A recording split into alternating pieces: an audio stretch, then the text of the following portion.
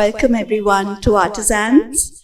It's especially lovely to see everyone after the new year and to kick off the new year with such a wonderful twofer, as I've been calling it. Those of you who are further in the back, you get a special reward for coming early. Come and occupy the front seats, really, seriously. They're not reserved. So I'm so happy to begin the new year with tonight, the launch of Marg's special issue on textiles. As you know, it's called Readings on Textiles, culled from 75 years of Marg. And this incredible exhibition of quilts, which have been created by women from the Afro-Indian Siddhi community of North Karnataka. Really, really excited at the combination of the two. A very special welcome before I know that Jyotsna is going to introduce the two speakers for tonight. But please put your hands together to welcome Dr. Abigail McGowan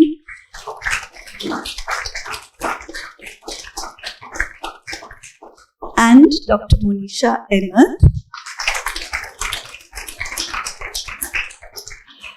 So a little bit about artisans is what I plan to say, but I'm seeing only friends and people that we see very often here. All right, so we started 12 years ago in 2011. And in the beginning, we said that we were at the intersection of art, craft, and design. And I feel that with the introduction of Mehfil Nights, as you know, I feel that we need to restate that as just a center for the creative arts and embrace it all. And it's so much nicer than, especially in India, to separate out Kala, which would be art, craft, and design anyway. So that's our new wording. We're very excited about Mehfil Nights, so do keep your eyes and ears open. We're also, I've been very behind in printing our new Friends of Artisans membership program. So we're very excited in the midst of Friends to make it all formal and official to have a Friends of Artisans membership.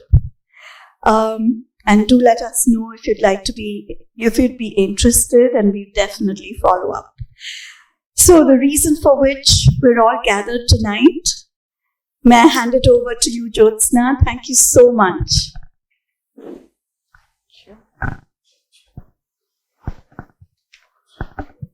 Welcome everyone. I'm so happy to see all of you all dressed so beautifully on a Friday evening. I think it fits the occasion beautifully. So, Marg turned 75 in October 2021, and we thought it was high time that we reflected on our legacy and saw where we were, what we had done, and what we hadn't done. Since it was established in 1946, it mirrors India's acceptance, celebration, and study of Indian art and culture. So it's especially interesting to see how the two journeys parallel each other. This was especially important with the field of textiles. Now, Dr. McGowan is going to tell you more about that, but I'm going to steal a little bit from her introduction. And I'm going to tell you that this is not very novel in the 20th century, because fabric was seen as almost responsible for the rise and fall of the British Empire. So it wasn't really revolutionary to be studying textiles. What was revolutionary in some way was to consider that textiles were akin to fine art, and that's what Marg did. Put it on the same pages put the sculpture alongside Mughal miniatures, contemporary art. So it was almost codifying it as a fine art and not a craft anymore. So I'm not going to take any more time. I'm just going to leave it to Dr. McGowan and Dr. Ahmed. So let me just introduce the two of them. Abigail McGowan is Professor of History and Associate Dean in the College of Arts and Sciences, University of Vermont, USA, a historian of South Asian material culture in the late colonial period. She has published widely on craft development, the gender politics of consumption, design history, textiles, domesticity, housing, retail, and domestic furnishings in India. Her current book projects explore how changing ideas about home and domestic space have changed the city of Bombay, and how the iconic Bombay firm Kamdar Limited traces the history of mid-century interior design in India. Now, most of you must know Dr. Monisha Ahmed, but she was formerly the associate editor at Marg, and I'm going to do a short introduction there as well. Monisha Ahmed is an independent researcher, writer, and curator whose work focuses on art practices and material culture in Ladakh. Her doctoral degree from Oxford University developed into the book Living Fabric, Weaving Among the Nomads of Ladakh, Himalaya. She has co-edited Ladakh, Culture at the Crossroads, and collaborated on Pashmina, the Kashmir Shawl and Beyond, which you can actually pick up here today, both from Marg, and has published several articles on textile arts of the Himalayan Buddhist world as well as other parts of India. She is a very important contributor to Marg's own studies on textiles, which you will see in the collection of the magazine that Abigail has curated. So please pick up a copy of that as well. From 2010 to 2016, she was associate editor of Marg magazine. She is co-founder and executive director of Ladakh Arts and Media Organization in Leh. Now, before we start, I'd also like to thank Artisans and Radhi for so graciously offering to host this event. I'd also like to thank BNP Paribas, TVS Motor Company Limited, Lafayette Designs Private Limited, and Tata Trust for supporting this magazine and Marg. A special thanks to, I don't think she's here yet, but our designer, Parvati Venkataraman, there she is. So she's designed these beautiful pages. Please take a look at it and thank Parvati for that. And Yamini Gandhi has designed our magazine cover. Now, over to both of you.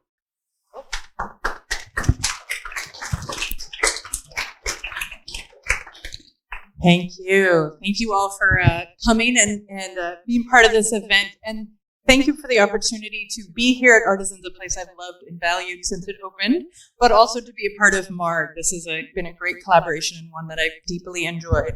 As you know, we've heard we're here to talk about an issue celebrating 75 years of Marg, but I'm a historian, so I always think you need to go back before Marg. So I want to do a quick introduction to where Marg comes from in its approach to textiles. It gives a little bit of the context for where it gets its approach to textiles, what that looks like, what it does differently, and the way it's also rooted in what comes before. We're then going to have more of a conversation time, so we'll talk more about the contents of Marg for that part. Again, one of the things that I think is interesting to think about for Marg is that it really makes this amazing contribution in raising awareness of textiles, the diversity of textiles, all the different styles, geographies, different techniques of textiles. But it also is invested from the beginning in building markets and getting people interested, not just in saying, oh, that's beautiful, but I need to support that, I need to patronize that. It also then has from the beginning been interested in combining tradition and innovation, documenting great sort of long histories of textile production, and then saying, how do we bring that into the present? And those are all themes that come through from the beginning. What's important to remember, though, is that these are things that Marg did not start or innovate from. They, in many ways, built on what had come before. And again, if we think about the sort of colonial investment in crafts, the standard narrative, the standard nationalist narrative, is the British destroyed it all, right? Deindustrialization destroyed traditional industries. All of handloom weaving was undermined and undercut under the colonial period. Yes and no. Obviously, a lot of that is very true. Hand spinning declines dramatically as mill thread comes in. Middle count cloths get replaced by mill fabrics coming both from abroad but also from within India itself. You get very high-end production that shrinks dramatically as courts and their sort of consumption strategies dry up and disappear. So again, the sort of fine cashmere shawls are gone by the late 19th century. So again, that sense of decline, destruction, absolutely real, and also a little more complicated, right? So we know from the work of economic historians like Tirthankar Roy, Doug Haynes, other people, that in fact, Handloom textiles start to increase after 1900, and production actually increases fairly dramatically. That there's a large section of pattern textiles that actually do quite well in the early part of the 20th century under British rule. Very coarse textiles fade dramatically. Mid-count textiles that can be replaced by mid-cloth, those go. But patterned bordered saris, bordered dhotis, those things actually do quite well and expand. Find new markets, find markets that are farther away. So again, if we're thinking about the colonial legacy in handlooms as well as in crafts, thinking about that larger question of what is changing, what are the investments, as well as what are the challenges. And what I want to think about is the ways in which, when we're getting to the point where Marg intervenes, there had always been about 60 years of people identifying what the problems are, trying to solve them, and trying to solve them both in technical and then marketing ways, and thinking about Marg as building off of that. The main motivation for doing this for the British, because the British are really deeply involved in this, they take on seriously the project of craft development with very particular flavors. Their main motivation is threefold. On the one hand, there's the economics of it. As of 1900, artisanal industries represent 95% of all industrial production in the country. If you want to think about economic growth on any level, you are thinking about crafts. So it's the second largest area of employment after agriculture. So you can't think about growth in India without taking those seriously. And so there's a lot of economic interest in, if we want to raise production, if we want to raise earnings, if we want to raise profitability, what are we going to do to change, improve, expand on crafts? The second concern the British don't like to talk about as much, but is always driving it for them, is that if you don't make things better, social unrest will grow. People will move to cities. They will, again, sort of creep further into poverty, and that will increase the nationalist movement. That will lead to all these problems one way or the other. So again, the British were always sort of concerned about social unrest and keeping the sense of craft development was a way to solve that as a problem. But the third problem that really motivates a lot of the craft efforts, much more so than the economics or even the social part, is this concern about loss of tradition, loss of aesthetics, loss of culture in that sense. And again, it's that part that, again, you can see all these three motivations carry forward after independence broadly, but certainly into Marg. And so I'm going to think about, again, what these challenges are and then what people are trying to do about it.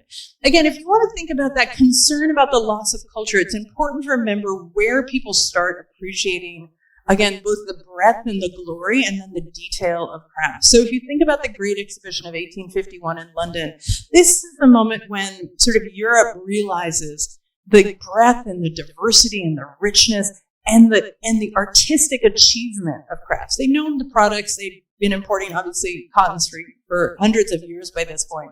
But that sense that it was 1851 that taught people the glory of Indian wares. And it's not just in, the sort of the rich stuff. It's not just in the throne rooms, but it's in the varieties of all the textiles that show up. Carpets, silks, cottons, shawls, all these different things, as well as enamelware and brass goods and a whole range of other things. And again, it's not just they say this is lovely, but it literally moves right into the heart of design culture in Britain. So the sort of core, the familiar narrative is, thanks to the Great Exhibition, Indian principles of color combination, patterning, ornamentation move into design instruction. It gets a heart of the South Kensington experience of what it means to teach design in the UK. So again, that sense that it's just at the moment that it's coming in, the British are also then saying, oh God, it might be going away. And, this is from the familiar thing. Once we discover something, then we can see any change from what we think is happening becomes a moment of decline. And across the 19th century, you get lots of people who are documenting change and complaining about it bitterly. And the complaints are a range of things. So again, you get Lockwood Kipling writing about the ways in which design is terrible. This is just, again, the usual surface ornamentation of cashmere applied to European forms. Especially poor handles in this sense. So there was a real concern that in adapting traditional techniques or design strategies to new forms, things went awry. But then there's also the complaints about the new design influences in patterning, wallpaper patterns coming from Europe into whether textile production or patterning on other things.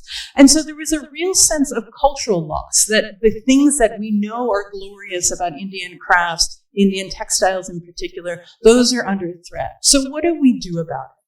The first thing that the British set out to do specifically is document it. And again, this is a really important moment in the 19th century. This is an example from the Journal of Indian Art and Industries. It's now available. You can finally see it online if you want to find it, which sets out to say, what are the embroidery traditions of this place? What does brass and copper work in the Bombay Presidency look like? What is, the silk weaving traditions of this other place? And again, that creates really important information by which you can then start to figure out who's making things, what are the range of products, who are the people who are continuing these traditions, so that if you want to go out and identify them, or specifically buy them, because these often comes with, for more information, please see so-and-so, and here's the price of what you should pay for it. These are meant to aid your shopping. So build appreciation, build markets at the same time. So again, the first thing the British do is document it through text, certainly, but also through a range of other things. So the Baghdadi Lal Museum is actually started as an economic museum, which is designed to document what's going on in Indian crafts. Again, not just in a say, oh, the great glorious past, but to say, what's going on now? What is the possibilities of the future? How do we think about markets and demand in these key areas? And again, the collections were broad-based and across crafts, focused more specifically on Western India, but also did a range of other things. Obviously, museums, texts, journals, they're only going to reach certain audiences in particular places and times. There's certainly other examples of this. The Royal Albert Hall in Jaipur is devoted to crafts. The Mayo School of Art and the Associated Museum in Lahore is devoted to crafts also. But you then also get temporary exhibitions. Bombay is an agricultural and industrial exhibition in the early 20th century that shows off crafts. The Calcutta exhibition of 1883 takes on traditional arts in a really important way. Again, with the idea of building markets, these things are for sale, but also building awareness. If you're interested, here's where to go. Here's what to look for. Here's what to think about in that sense. So again, one of the key things that they do to solve the crisis in crafts, the loss of tradition, the loss of design skills, or sort of fight back against the incursion of Western styles, is basically documentation.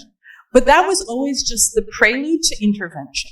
And intervention took a couple key terms. One is technical, for all the attention to again, products. The British were always interested in who was making things and why. So these documentation efforts, Kipling's a sort of classic example of this, is always trying to say, what is the loom that person is using? What are the tools somebody uses to chase that metal design? So again, documenting production was crucial. And again, you get these great clay models at the Baghdadi Lal Museum, if you've never seen them, trying to figure out who are the people involved? What are they doing? How does it look? So again, if once you get from the who's doing it, then the question is, how could it be done better? And there's, again, several different kinds of interventions that happen here. Some of it is technical. So again, when you think about metalworking, when you think about woodworking in particular, the British start a range of government-funded small-scale industrial schools, they're called. They're industrial in the sense of sort of serving the mill industry in Bombay, but they're meant to teach furniture making. They're meant to teach small-scale metalworking and those kinds of things, consumer goods, consumer production. And again, introducing new tools and techniques, but also the British were really invested in using these to discipline craftsmen into more efficient practices. They were convinced that artisans were lazy and inefficient and couldn't be bothered, and what they really needed was to be taught how to work harder. So again, that's part of the project. One of the crucial areas of technological intervention is actually hand looms.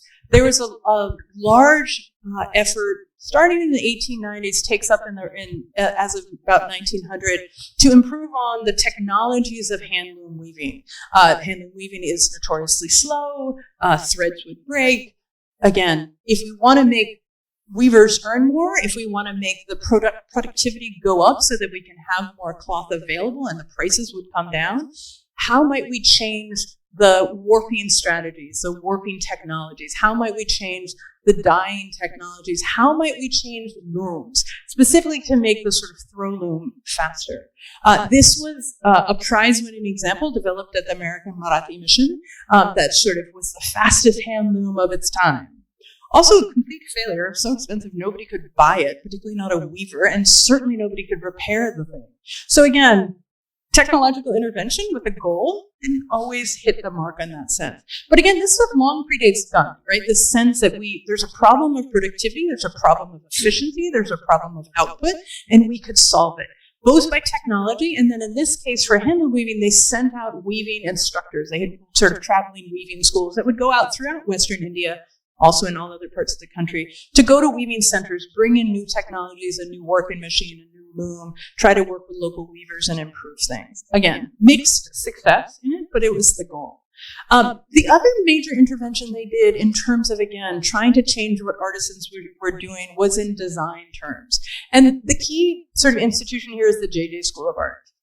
We think of the 19th century history of the J.J. School as largely about painting and sculpture, but it actually starts with a goal of improving manufacturers. That was the sort of original point of the money that Sir J.J. gave. And again, that sense in which, what are we going to do to improve instruction? What are we going to do to change the way crafts are going to be done? The J.J. School took a very interesting approach. They said the real problem was design. And what we need to do is we need to step people back. Sure, they might know carpet weaving fine, but what they don't know is the principles of how to create a good design, how to adapt it to a new size or space or degree of fineness of weave, etc. So how do we teach those skills? So the early instruction was largely in the abstract. It was about teaching, again, line drawing, perspective, geometry, basic sort of ornamentation details. And again, if you think about when the formal craft workshops start, they start about 1890 with the Ray workshops.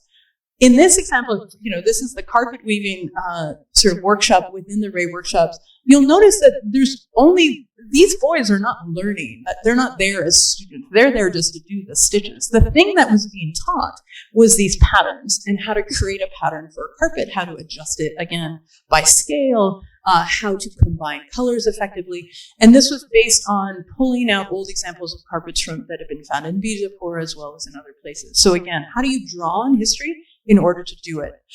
What's interesting about the design instruction is that the J.J. School said what we needed to do was to teach unlettered, intuitive designers the universal principles of design.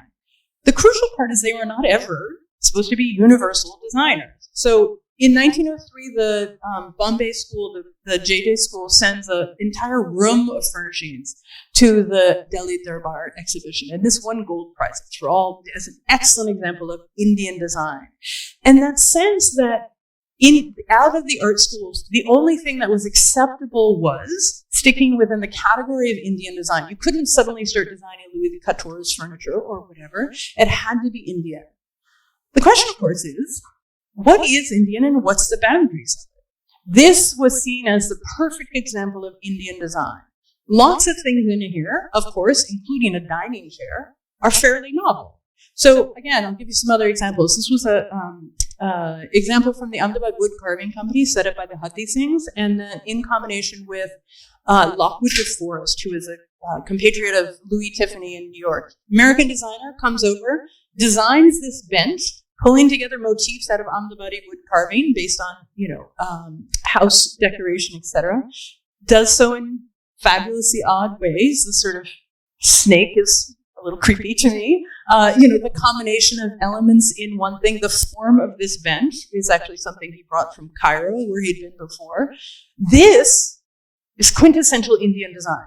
American designer really random combination of motifs and a form that is actually Egyptian. But this is seen as absolutely quintessentially Indian design in the sort of ethos of the moment, whereas these are considered absolutely terrible. This was a page from a 19th century goldsmith design book, again, a guy in the bazaar in Amritsar who sends out to his fellow jewelers designs for what it means to do good Indian ornamentation. And the thing that drove people crazy about this is, of course, the cherubs. right? So bringing in any kind of Western ornamental detail, whether it's because they're nude or just because they're cherubs, but the combination was clearly the problem. So this, as an Indian designer who is working in traditional techniques, with a lot of traditional detail, but again, those foreign elements make him fall off the category of design.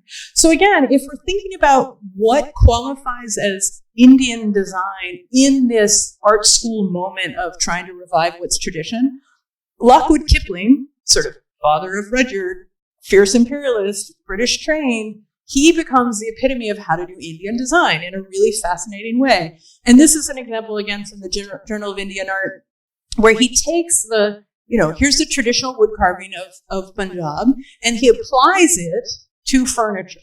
And that sense of what becomes Indian in this definition of design that's operating in the art schools is ornamentation and detail. Form can be whatever, and the person behind it can be different, right? So you don't have to be Indian to do Indian design. Kipling did it, Lockwood DeForest did it, etc. So again, it becomes this really interesting moment in which what is Indian and what is not has a different kind of definition that emerges in this moment. Again, if we're thinking about what happens here, if we go back to this one of the things that the art schools were not interested in is textiles. They were interested in carpets. They were not interested in textiles. So the textiles that are used on these cushioned couches here were likely probably bought in the bazaar. And they weren't interested in textile design for two reasons. One is because most of the designs that were coming out of art schools were meant for Western-style living spaces. So traditional Indian textiles were not being worn by a lot of British audiences, and certainly not by the usable and the interiors that they were looking at. So they simply weren't interesting. The other thing that I think they realized is that they didn't have a lot to say or offer Indian textile design at this period, because Indian textiles were circulating broadly. They had very localized and particular markets that were very regionally specific as well as community specific. And so a singular intervention in a textile was not going to then go into mass production that they would have anything to do with, where this sense of designing for, again, princely houses or official British residences or exhibition spaces that would take a certain kind of extraction model was not, again, textiles just didn't follow it. Didn't mean nobody was redesigning textiles. And so you get the great example of Kalik Shektra, who again in the 20s and the 30s, Rukmini Devi starts redesigning and reinvigorating traditional textiles in order to create a certain kind of historical aesthetic as well as bring traditional weaving back into process. So again, there was an investment in that sort of tradition of textiles. The British weren't doing it though. And that I think is important to think about when we think about what happens with Marg. So if we think about, again, we are getting to Marg.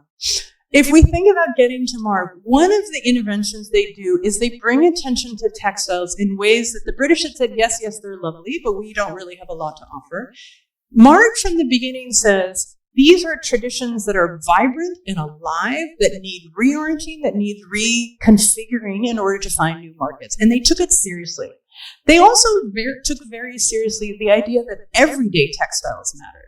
The British were only really interested in courtly crafts, urban crafts, things that could find elite markets.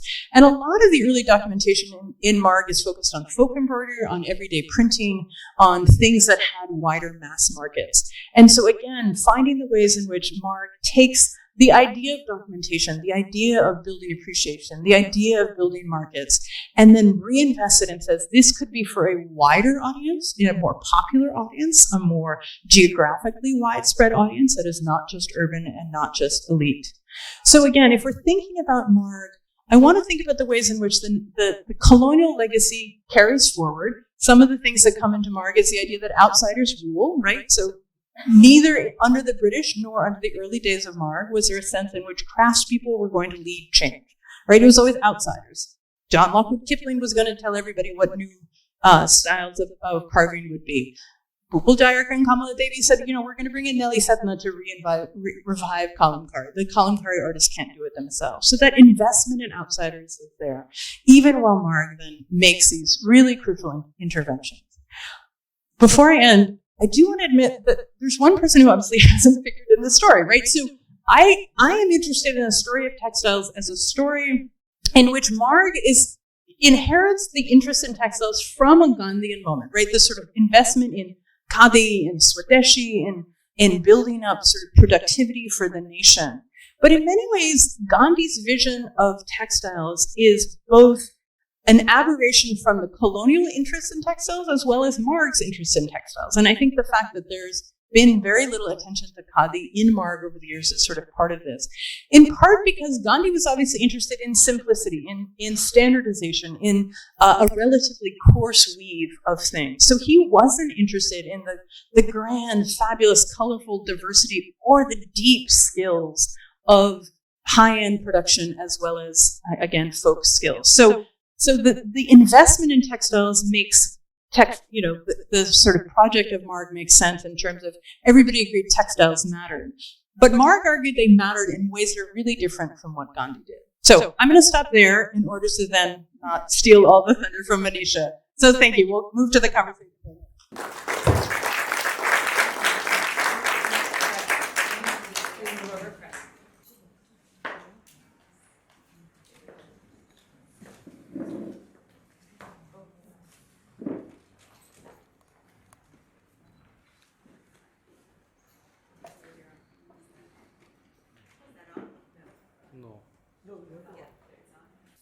So thank you everyone for coming this evening, and to Marg and to Artisans for hosting this event. I'd also like to acknowledge Dr. Saryu Doshi, who was also an editor at Marg, I think in the early 90s, Saryu?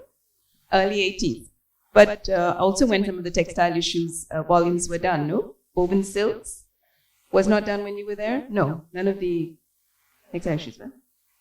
Okay, fine. Okay, anyway, but it's nice to have Saryu Doshi here. Can we have the projector on?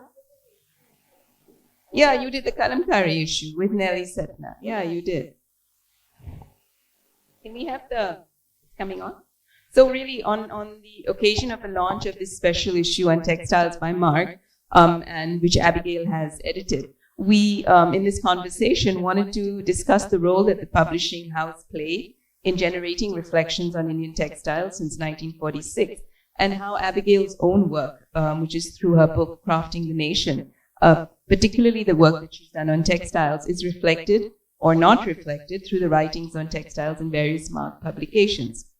And I think what we'd also like to discuss is the trajectory and place of textiles in India today, whether it's through revival projects or the hierarchies of caste or the introduction of new designs and sort of the sort of new genre that of designers that has emerged in the last 20 or 30 years. And we'd also like to look at the politics and trade and how what was started during the colonial rule has changed over the years, what was taken forward after 1947 and what was not. So we have a little idea through Abigail's work of curricula at art schools, the Great Exhibition, policies for artisans and craftspeople, and commissions for work. But it is ironic that after all these years, we still don't have a decisive program of Indian textile histories in any formal educational institute in the country. And that's really one sort of glaring gap. We also don't even have a textile museum in the country, which is also, quite apparent that, a museum is needed. So it's against this background that the role Marg has played in this field becomes all the more important.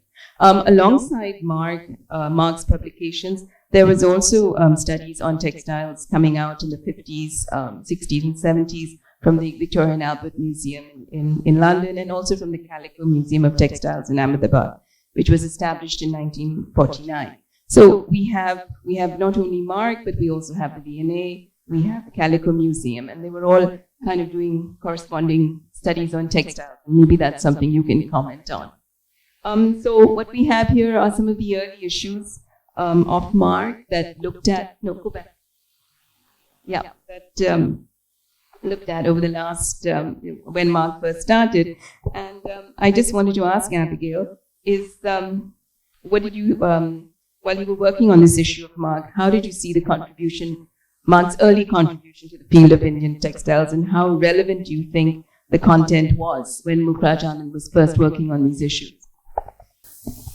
things I think is so interesting, and again, this is a great example, is the ways they start off right from the beginning in trying to focus on more popular, more everyday, and more accessible textiles. So again, if you've got the handlooms one, embroideries, carpets goes again into more elite, and again, some very fancy carpets in that issue.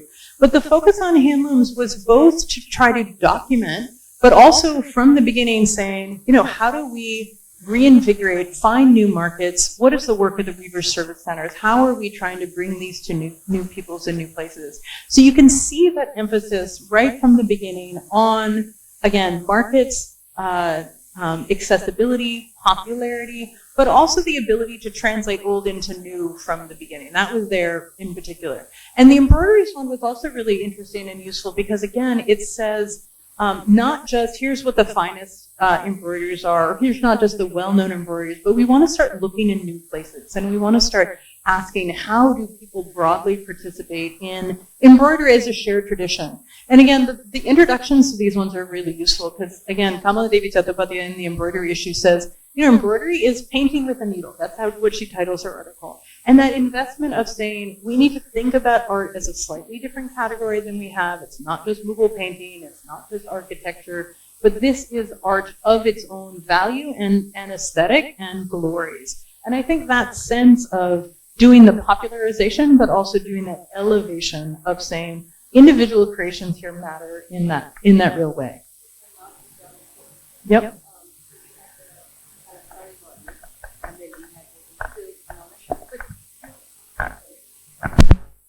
But did you see a certain trend in kind of the writing that Marg did in the early issues? And then as it moved forward into the 80s and the 90s, it sort of moved away from merely sort of reporting about a popular textile to, like you said, looking at, textiles that were little known, like kalamkari. There was this whole idea in the early days of Marg discovering new things. There was this discovery that was part of sort of Nehru's also great discovery in the socialist movement. And then did that sort of trajectory change as Marg went on? Was so interesting about it was watching the ways in which the complexities of the stories being told about textiles changed. So the early one was, there's this kind of, because of the embroidery, is there. By the 70s, you start getting these interesting stories of change and history and intersection. So it's not just this embroidery is here, but here's how, again, these particular kind of silks draw on these other ideas, motifs from elsewhere, or how they changed over time. So that sense of building histories of intersection, interchange, mobility, and creativity, so that it's not just, there's never one thing to be known about a tradition or a embroidery. Instead, it's to say who's producing that, when are they producing that, and what are they responding to. So I think that sense of broadening from it's enough to know it's there, to then asking questions within a tradition or a category about development, change, influence, mobility, and history. You really start seeing that coming out in the 70s in particular. I mean, you get early hints of it, but it's becoming a much broader change, as well as that ability to look beyond borders as influences coming in from Persia or, the ways in which Indian textiles were moving overseas. So there's also a sense of the globality of Indian textiles, which really starts showing up.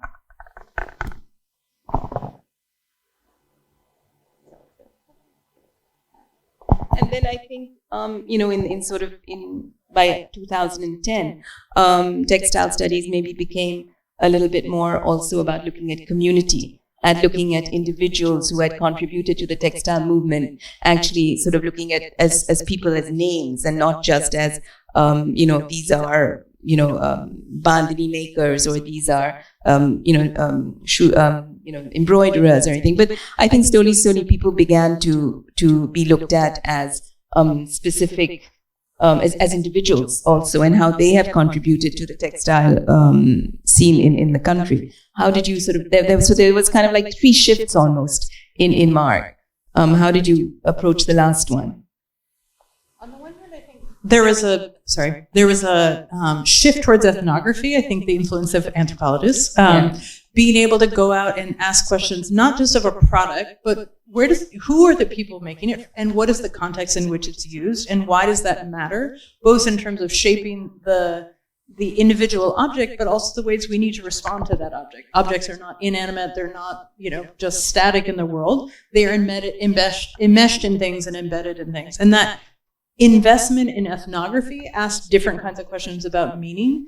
I think one of the things that you see is also a beginning of a historicization, and this is, starting in the 2000s and certainly taking off in the 2010s, about thinking about key people who changed things. So again, reflecting back, what was the role of Kamadevi Chattopadhyay? What was the role of, Mapu? What was the role of different people in different key events? So rather than seeing it as inevitable that we do X, Y, or Z, acknowledging that key figures really did change trajectories. I think one of the things that then becomes interesting is that the names I mentioned and the names that show up are not the craftspeople. The leadership continues to come from outside, and the people who receive acknowledgement as being the leaders in the field tend to be the heads of crafts organizations, not artisans. So we don't have stories of the transformative person who remade Ajrak in the 70s. Those stories, the individualization of artisanal entrepreneurship, those only have emerged in the last 10 years or so. And hopefully they will continue to emerge as we go on. Coming now a little bit to your own work, we've looked at how the British, and there have been, for a long time, there was this impression, like you said earlier, that colonial rulers almost killed Indian craft, and there have been so many stories we've heard of abandoned looms or abandoned dye baths. But your study attempts to change this notion. We've seen that the British also contributed to the documentation of crafts in India. Whether we look at Forbes Watson studies and people say, okay, it was for copying Indian textiles, but today it's also an amazing encyclopedia of the various Indian textiles that were there at that time when Forbes Watson was making his sample books. Or, the same with Thomas Waddell's and his specimens of dyes. So there are two ways of looking at everything, and we don't have to necessarily always critique, So what made you actually want to tell this story that is really different from the story that's been fed to us over the years? Interestingly, when I was an undergraduate, I got interested in the history of craft development in India. And then I spent about 9 months looking at contemporary craft development in 94, 95, very old. And what struck me was how much the narrative was the same. Oh, I've discovered this thing. It's in crisis. I'm going to save it, and design's the key. I was like, that's exactly what Lockwood Kipling said. And he discovered the same thing. And so I think I got interested in trying to think about what those legacies are, for good and bad, both ways, and complicating both sides of the equation. So that in many ways, the narrative of salvation that we have now, that a trained designer is the only one who can salvage a craft, then fulfills some of the same hierarchies that we had, that we can so much more easily see for Kipling and men of his generation. And so trying to ask the questions both directions, what's good and what's bad on both sides. And so that was part of it. The other part was a real dissatisfaction with the idea that Gandhi was the story in crafts. Because again, for me, it really felt like the Khadi movement was very different from. It provided an inspiration. It provided a political motivation and justification for a lot of the foundation of the All India Handicraft Board, the All Indian Handloom Board, or the Handloom and Handicraft Export Corporation.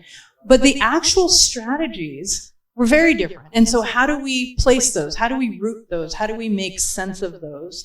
And how do we, again, I'm not interested in anyone being a villain or the sort of hero, but making sure that we think about the complications and the ways in which there's been always a contrast. Sorry. No, I want to interrupt you here, but I'm going to jump a question, and because you were talking about Gandhi. I think also we don't critique Gandhi enough. As a nation, obviously he is the father of a nation. But when it comes to textiles, Gandhi's Khadi movement, Gandhi's sort of wearing fabric devoid of color, his sort of standardization of the the white topi that people wore. Did it also in some ways wipe out a lot of textile traditions in the country? Or did people also stop using sort of India's rich, colorful textiles because they felt that we have to follow Gandhi and so we have to wear khadi? I mean, we know that, a lot of women did protest and they said, we want to wear color at our weddings. We do not want to be in white. So, maybe this is a study that needs to be done at some point in time to look at what Gandhi's actual contribution to the textile traditions of our country is after 1947. There's a lot of ways in which I think one of the things I'm interested in is trying to figure out what is the extent of things we read in books. Gandhi influenced everything. He transformed the way people fed cloth, understood cloth. I don't think it really happened. Again, I think there was a huge impact. And again, the ability to make handloom weaving and hand spinning political tools, like that was amazing politics. Did it actually transform what everybody wore every day? Absolutely not. And we have all kinds of evidence, even in the collected works of Gandhi, of people saying, you know what, actually, I like my fine stuff. Thank you very much. Again, Kamala Devi Chattopadhyay, she took up weaving under Gandhi, but she was always like, color's nice, I like it, right? And so again, that sense in which not assuming the influence of Gandhi stretched more broadly while taking the politics as being this incredible mobilizing and energizing force that people could then interpret in their own ways. And again, all kinds of great examples. I was doing this project on textiles in the home, not just how do we think about the rise of handloom textiles or new demand for textiles that's not just clothing. And I was looking at curtains and bed covers and things. And there's this great bit in Anasuyabai Sarabai's sort of memoirs, and she was continually trying to give Gandhi all these textiles that he wanted nothing to do with, bringing him fancy shawls. And he's like, no. She would bring him cushion covers. Cushion covers for Gandhi, right? It was awesome. But, here's one of his acolytes in Ahmedabad who was a devout follower, and she refused to buy the textile line. She wore khadi, but she also, again, thought that the khadi that she should bring to Gandhi should be embroidered with these designs because it was, different Buddhist symbols would help him in his meditations. And he's like, no. So again, that sort of taking seriously the politics and the energy of it without then assuming it transformed everybody into a blanket of white all the time. Sometimes, strategically, yes. The other interesting thing is that when Lutyens was making Viceroy's house, he's written that, he actually wanted to use khadi for all the upholstery. And obviously that was too big a political statement to make at the time when Viceroy's house was being built, and he was not allowed to do that. But Lutyens did, on the other hand, say that he wanted to bring the best of Indian textiles into Viceroy's house. And one of the surviving examples of that we have are the huge carpets that we see in Viceroy's house today. And I think it took like 20 years. They were sort of made over a span of 20 years. And Lutyens spent a lot of time in Kashmir, in Punjab, and designing huge looms on which these carpets were made. So I think this thing that the British turned away from using Indian craft is not necessarily always legitimate. But I think what was interesting, what you brought up, was this sort of this ideas about design, that craft was divorced from design, and so we had to be taught design. I think that was quite an interesting thing. Do you want to say anything more on that? One of the big narratives of the 19th century in art history is that the British introduced a separation between art and craft. And that part was true, right? The idea that painting gets separated off and architecture gets separated off from, again, as distinct from and superior to other forms of artistic expression. That's absolutely true. I think the other crucial intervention that happens, though, is this separation of craft from design. Because again, up to this point, the people who made the thing were the ones who decided the patterning, or they decided the color, or the size, or the shape. And the idea that with the art schools, suddenly the idea of who is a qualified designer is somebody who might have no technical skill of the actual making of a fabric or something else, had to be enough so that you could design for the right scale, etc. But that intervention, you can see it as sort of leading to the creation of design schools after independence, which have been amazing institutions and created all kinds of great things. But it also creates this separation by which artisans are themselves not designers. Because artisans, again, I don't know that there's ever been somebody from a practicing artisan family who's gone through NID, right? They don't have the right qualifications. There are now new schools that take artisans and teach sort of design and entrepreneurship skills. There's also the school in Jaipur encourages artisans to come and participate in design education, but that's the last 10 years. This legacy of they're entirely separate things and you can do one or the other, but not both. That was deeply ingrained in this period. And again, I think the legacy of it after independence, where with the Nelly Setna example, kalamkari is reinvented thanks to Kamala Devi Chattopadhyay and Nelly Setna. But Nelly Setna, we know her as the one who reinvented kalamkari, not any of the people she worked with. And that sense of who is the intervener there is then sort of stays the same. Marg also maybe didn't bring out enough is the names of the people who actually executed the work. I mean, we know Lely Setna, but who were the actual kalamkari artists? And, we hope that in issues going forward and also in other studies of textiles in the country, that we actually start to look at the names of the weavers or the embroiderers or the painters who are actually involved in making of the textiles. One of the things we were discussing earlier today was the sort of the gender bias in the field and how it's mainly been people like Pupul Jayakar, Kamala Devi Chattopadhyay, Laila Tayebji, Jasleen Dameja, Jaya Jaitley, Judy Frater. I mean, why so many women? Because actually when you see professional textile makers, a lot of them are male. So it's interesting how there's sort of these two divisions between the people who have worked with and the people who do the work. And that difference really clearly when you look at the beginnings of NID, because the only sort of section of NID where women are prominent professors in the early days is in textiles. And that continues. The early female graduates were almost always in textiles. There's some exceptions, but largely not. And again, there's this massive feminization of craft development after independence.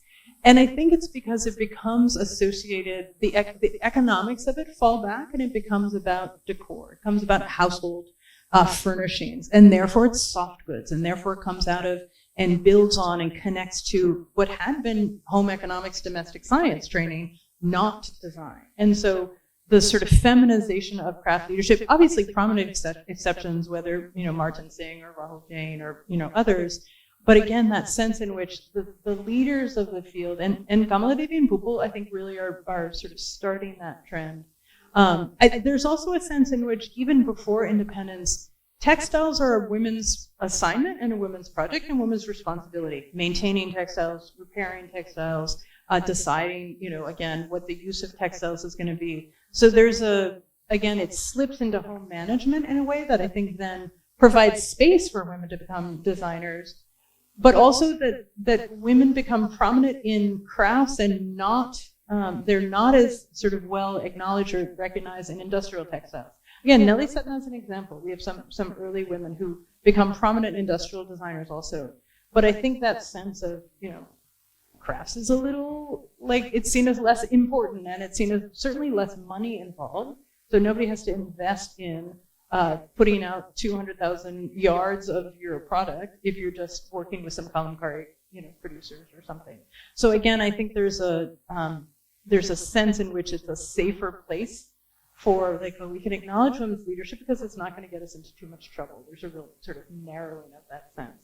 On the other hand, it provided enormous opportunity for the people who did join the field, the people who started at Central Crafts Emporium in Delhi and really found professional lives in fields of design that they would never have been able to give a chance to do. So, it has this double-edged sword that it's a confining of women's agency to a very particular area while also allowing people to become national figures and leaders and real power brokers in ways that I think are worth acknowledging. To the issue, when you were sort of setting up the chapters and you were dividing up the issue, up the sections, you've done it more in terms of history, trade, community, new design. you could have done it according to regions, you could have done it according to materials, you could have done it according to textile types. Or is that because you're a historian? I mean, did you discuss other ways of looking at the articles? And then also, how did you select all the articles? I mean, the ones that you left behind, I mean, you did not include, that must have been harder to choose. Oh God, it was horrible. I started with an issue, the Marg staff will remember, that was about 3 times longer than what we published, and they're like, no, cut it back. But I did think about many different things. I never considered doing it by region or by material, because to me, the questions, I was interested in the questions, not the particularities of one industry or one region or the other. So to me, the questions of what does design invention look like in the 70s is going to be the same whether it's in silk weaving in Benares or it's going to be the same if it's in, Kalamkari, in South India. So that sense of asking what the questions were that were animating different moments about trade, about exchange, about mutual interaction, and really thinking about the totality of space. I think we tend to isolate out, this thing, this block printing tradition is particular to Kutch, and this block printing tradition is particular to this area. Whereas I think, and those differences are real, but I think once we think across textiles, it also can build boundaries and build walls between things that were always in conversation with one another. So Adrak is a block printing tradition that pulls on both architecture in terms of elements, visual elements, but also different kinds of block printing that is moving from farther north and then farther south. So creating a geography of it would draw boundaries that I didn't want. And I think forcing people to think historically is always a good thing because I'm a historian at the end of the day. But also because I think too often in a lot of the and this also gets to the ones that I left out, too often writings about textiles can say, here's the tradition, is what it is. Without a sense of where it came from, whether it's always been there, whether it's not been there, whether it's expanded, whether it's grown, whether it's changed over time. And so starting with the question of course these things are changing over time. We can see that obviously most clearly with the block prints that are, and the embroideries that John Irwin writes about. As saying these are things that developed for trade that obviously change. But you can do that same methodology if you are careful and detailed and thorough about how you're producing different kinds of, Kalamkari itself as a tradition has very different moments and strengths. And so thinking about when does a particular technique of creating indigo come in and when does it go out? How do we tell that? What does that look like? I think asking questions about change over time allows us to see change over time as something that is inevitably happening. So it takes a little bit away of, there's change happening. Oh no, right? Because these are all traditions that have been in flux. And there's moments of crisis and there's moments of opportunity. But thinking about those as creative spaces that have been always integral, I think was a way of structuring it.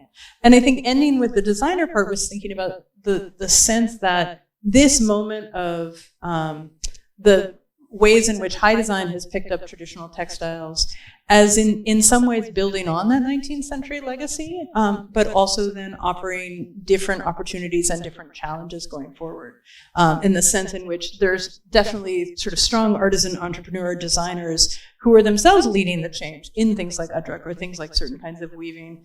But there's also areas in which we have no idea who's making the patola that Sabyasachi Mukherjee uses in his, bridal couture. And so again, there's still places where the artisan is not part of that design story. So, Years of Marg, there's still a lot of work to be done. Yeah. Thank you. Thank you very much, Abigail. Yeah. And we'd like to open it up to questions from the audience.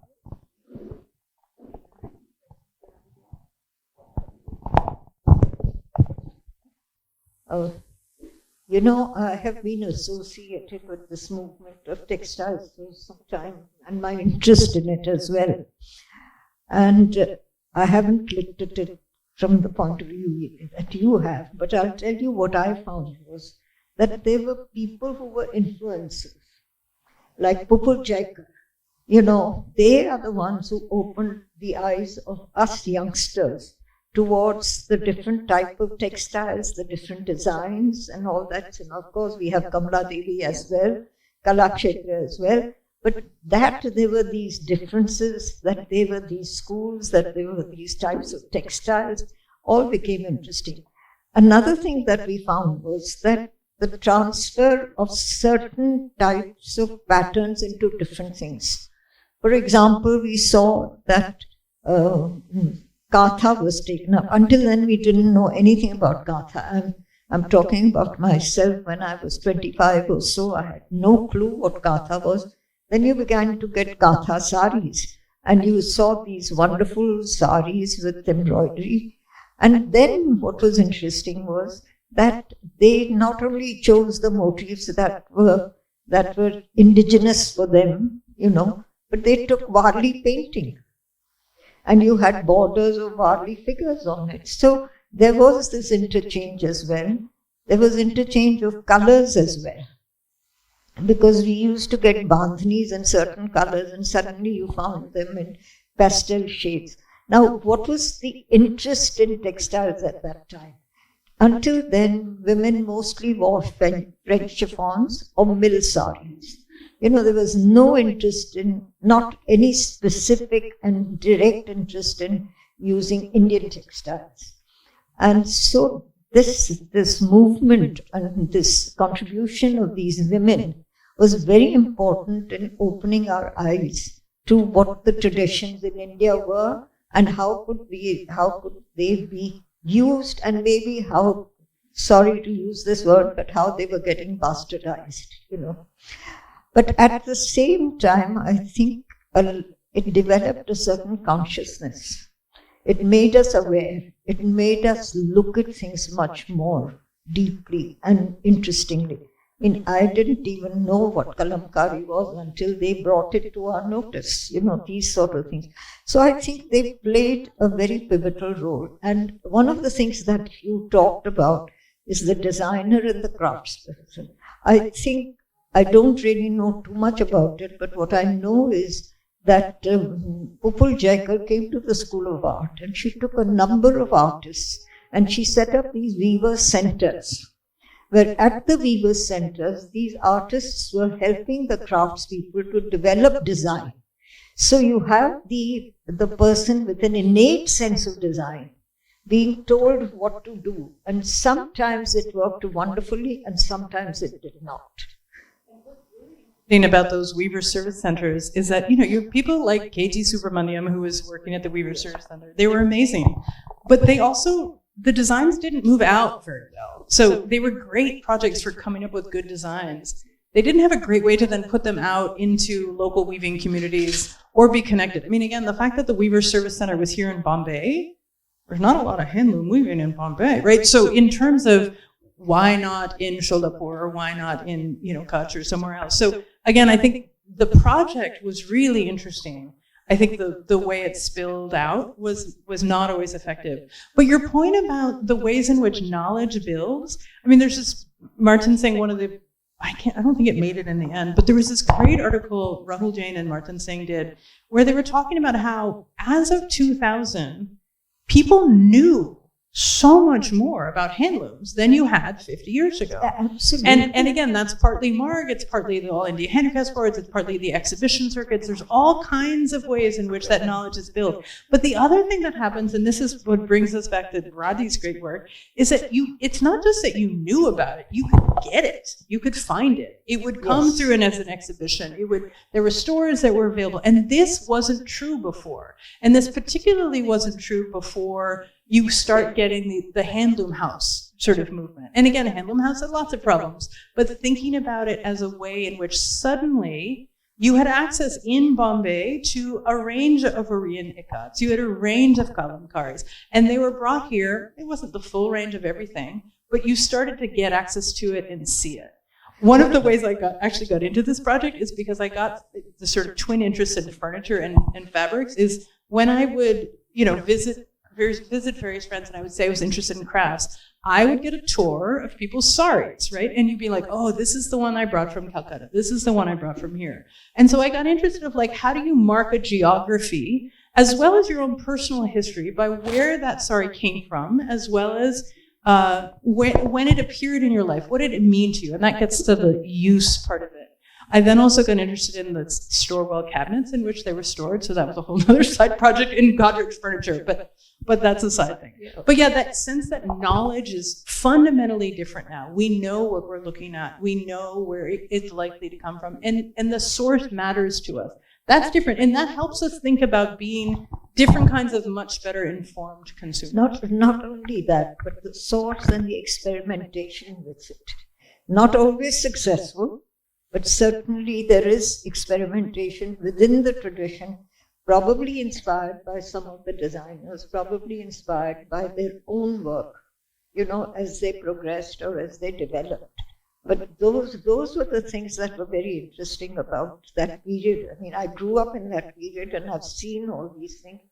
And what is a Baluchar sari? I'd never heard of it before. Then now these days, lately I have seen some saris from Assam, which are just wonderful, which were not easily available earlier. So regional textiles. I mean, people who have graduated from NID or from NIFT, sort of coming back and saying, we want to work in these areas. And okay, so you had the handloom, you had Handloom House, and you had, shops like Vama and all that. They're not there anymore, but at one time in history they were there, and they were very important. Yeah.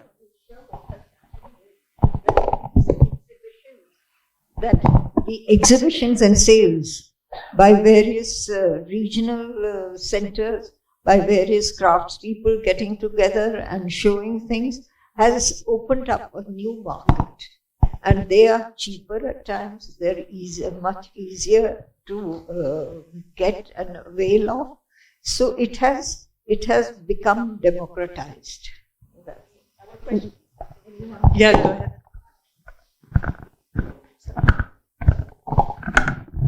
Hi, thank you, Dr. McGowan and Monisha. It's very interesting to hear from you on 75 years of Marg. Just a quick thing I wanted to share is, and just adding to what you all were talking about earlier about formal education and NID, I think so much, there were many good things, as Dr. Saryadoshi mentioned, in that we now have a certain kind of documentation. But what was probably lost as education continued to be formalized, even on a platform like NID or NIFT, is that oral traditions were lost for a very long time. So informal education in this country has been passed down from generation to generation, as so many of us know, through oral tradition and discussion and discourse, and especially in our weaving communities and clusters. There's so much of that. And that would be so lovely, going forward to capture. I mean, that was one of the things Abigail and I were talking about this afternoon, how a lot of Indian studies of Indian textiles have looked at, textile descriptions or looked at manufacture, looked at processing, but they haven't really looked at how communities live with textiles or the symbolic meanings of textiles. And I think it's a lot of hard work to do that.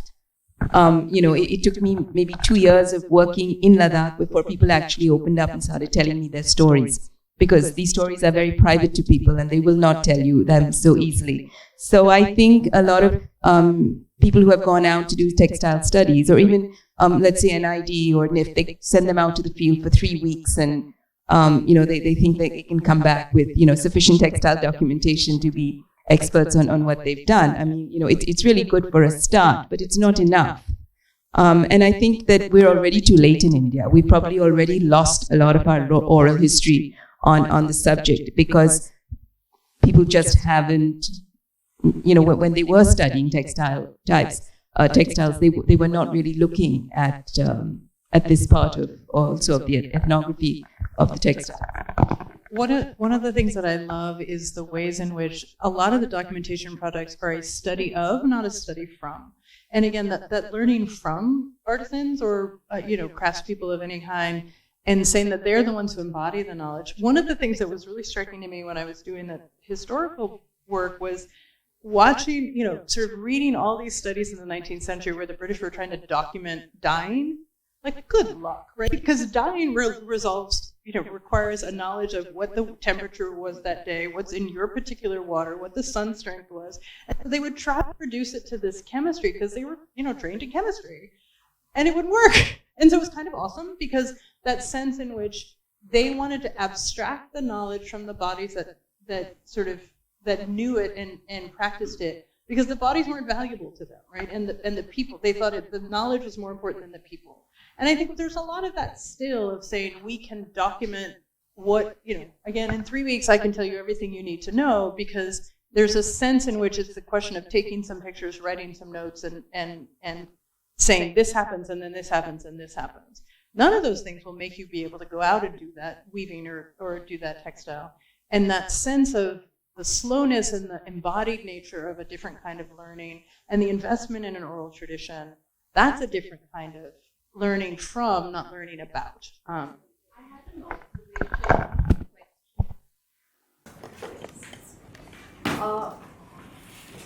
So what I've always seen is that when we're talking textiles, we are talking the kalamkaris, the pashminas, and all of that, which is fabulous. Our knowledge, I think, has grown in leaps and bounds, especially for my generation.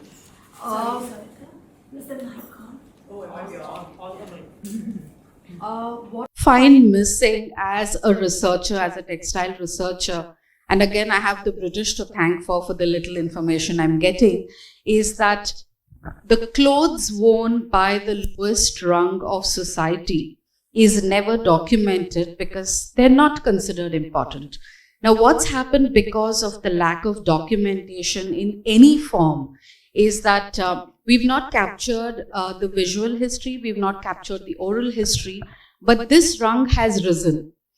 Their textiles have changed. Like, for instance, in Telangana, the current lot would identify, say, the Gollabhama sari with Telangana Siddipet. But there was a time in their history when Siddipet actually wove silk brocades that were exported. The tradition died out because no one cared enough.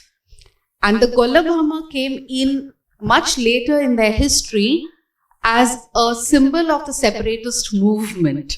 Now, that's not captured anywhere in our textile history. We just assume, oh, it's a milkmaid, it's the kolatam, but these were significant symbolic motives for the state of Telangana to be formed. So somewhere, I think all of us who are in this and invested in this need to start looking at, why are the coolies wearing the synthetic saris? At what point in time did they change to those kind of clothes? At what point did, what is the original drape of the rural women of Andhra? I think we're missing out on a lot of that, and I was wondering, maybe the next 75 years of Marg is going to... Yeah. So I think there is a lot of, we should be drawing to an end. There is a lot of documentation, I think, that still needs to be done. But I'll tell you one of the things that when Mayank and I worked on the Cloth in India issue, which was looking at more recent histories of Indian textiles, the documentation that was lacking, even amongst people like Laila Tayebji, we couldn't find photographs. Even when we went back to look at archives of Kamla Devi Chattopadhyay or Pupul Jaikar, okay, there's more on that. But, even Anoki, Brigitte, all these people, they just hadn't documented themselves. I mean, there are textile practitioners sitting here. I mean, how much of your work is documented? And I think that's very important. If we look at the documentation that the British did, if we go back and look at that, yes, I mean, it's been a huge bonus for us to have had all that. But I mean, in the last 20 or 30 years, where you have access to everything possible to document. I've talked to even Sally Holker. Do you have documentation? Have you documented? It's a big lacuna, and you're going to find that, 20, 30 years from now, people will want to come back and study you. And what you going to leave, Rekha? Well, and again, I think this is why we all should become historians, right? So we're going to go back to that. Yeah. Where I write down the provenance, the story of the craft, and when it was born, and it's tagged on it so that at some point in time, it's there for records, should it ever come to that. Right. But I think as users, there is that responsibility that we can all. I think the problem is, where do you put it, though? So again, documentation is awesome, but if it lives in 100 places, like if you think about, there is no archive of design that would be interested in these stories. And these architects, they figured out things the rest of us have not, right? And I'm going to fight that until I die. But again, like, we have a sense in which you study the works of great architects. Where even if we had all these stories, they'd be scattered. And scattered is fine as long as somebody's holding on to them. But again, that sense of this is a valuable sort of history that we should be tracing of not just the fine saris, but like the synthetics that the coolies are wearing. So how do we tell that larger story? Okay, we have one more question.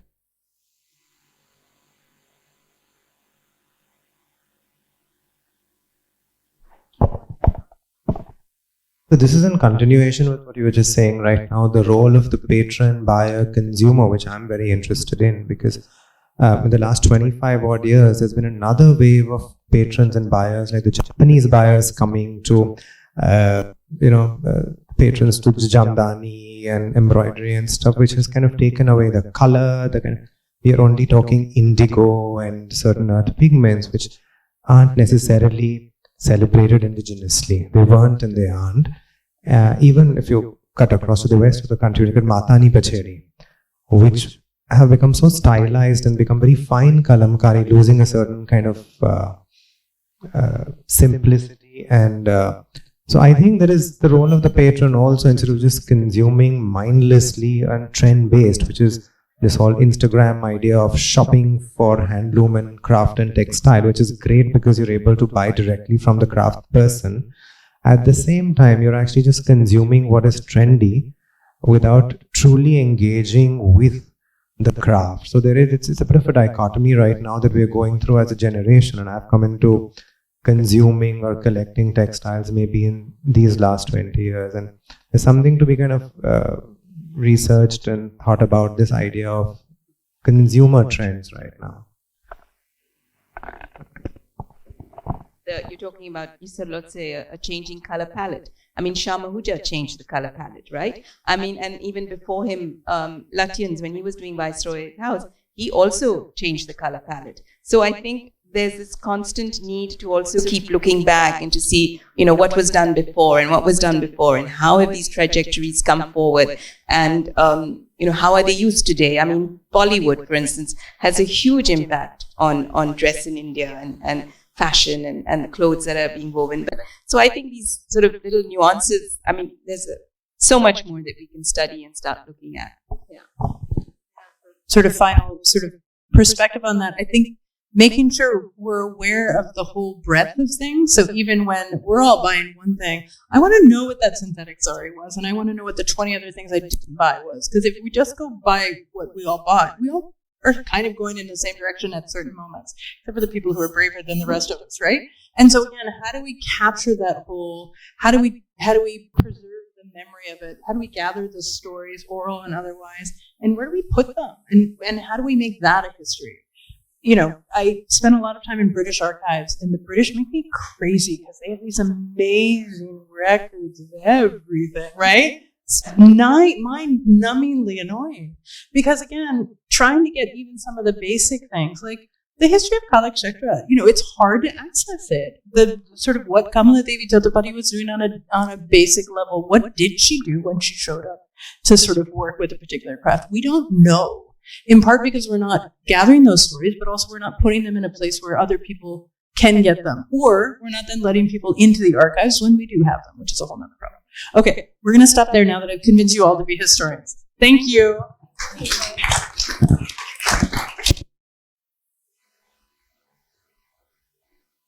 Yeah. Hi. Okay, I'll just come in here.